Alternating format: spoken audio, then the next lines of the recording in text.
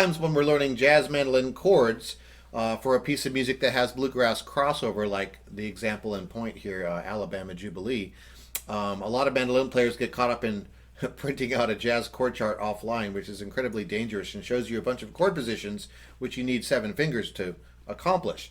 The best way to do this is to make sure that you find edited down versions of the chords that often only use 2 fingers.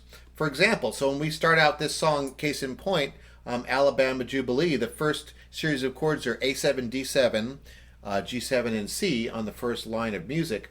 A lot of people would be tempted to go find that big A and then figure out how to make it a 7th chord, or even worse yet, get a jazz version of an A7 chord that, like I said, uses 7 fingers.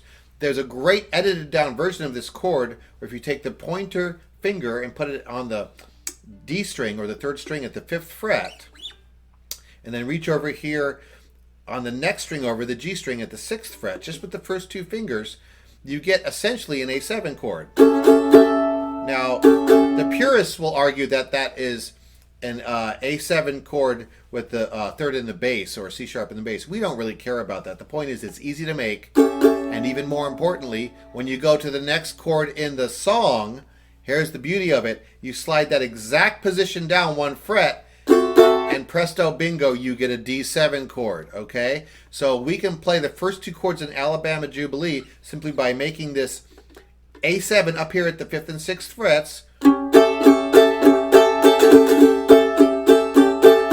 then when it comes to the next chord, the D7, move down 1 fret. And then we go to a regular G. And a regular C. And a little tip here, if you're feeling frisky on that C chord, you can throw in a C6 as a substitution. After all, jazz is all about chord substitutions, and that means popping the pinky down on top of your C on the 5th fret on that 1st string. You get a really nice Sunday stroll in the park kind of mood all of a sudden. That's the nature of a 6th chord. It's a real happy sound. And then we're going to go back to our A7 chord. The beauty of this is now we're going to go to a D minor, and once again we can make a basic D minor here with the pointer finger on the 1st string at the 1st fret, and then the middle finger over here on the big G string at the 2nd fret. And now we're just going to go A, so now we go our D minor, A, back to D minor. Now there's a shortcut here you can do as well. When you're in this D minor, since A is a lot of times done like this with the pointer and middle finger at the 2nd frets on those big strings, we can actually just leave the D minor middle finger here, take off the pointer, and reach over with the ring finger and get our A chord with these 2 fingers. Now it's going to look a little silly, but that will allow you to not have to do a lot of movement. So let's practice that transition. Here's our D minor. Now I'm going to lift off the pointer, I'm going to angle my hand and plop that ring finger down right next door, right in the same 2nd fret. So we're going to have the middle finger on the big G string at the 2nd fret, the ring finger on the D string at the 2nd fret, and that's an A chord.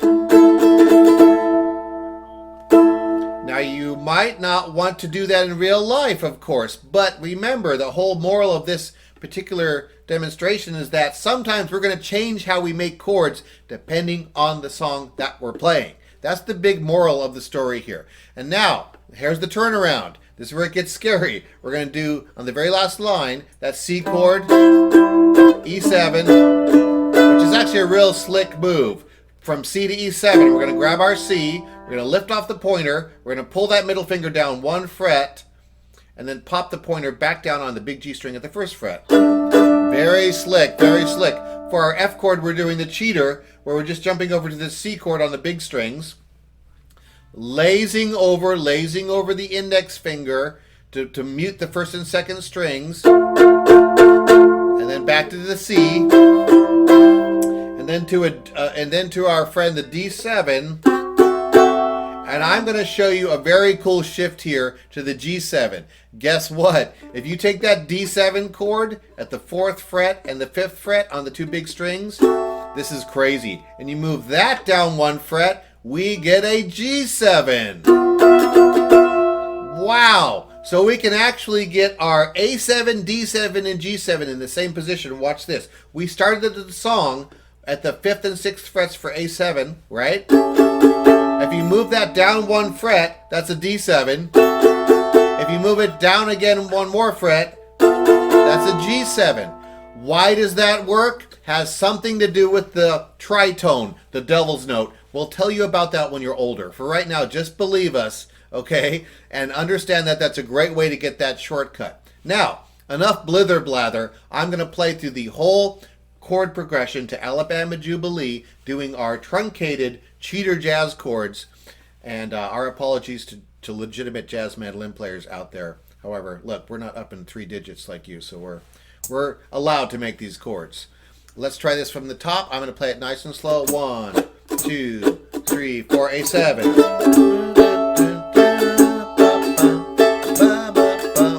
Move it down 1 fret, D7.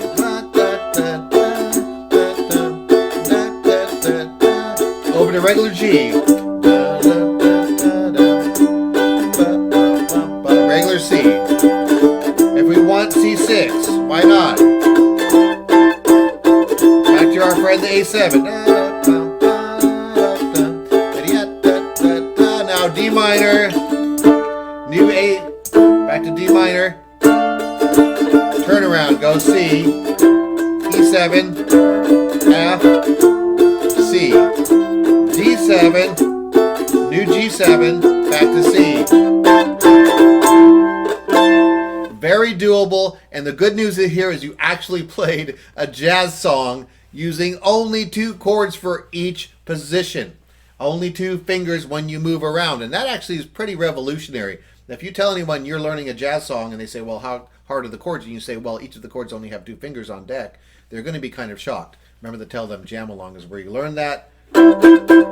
And if you want to play along with this, make sure you go to jamalong.org and get our backing track for Alabama Jubilee. Play along and get smoother with your jazz chords. See you there.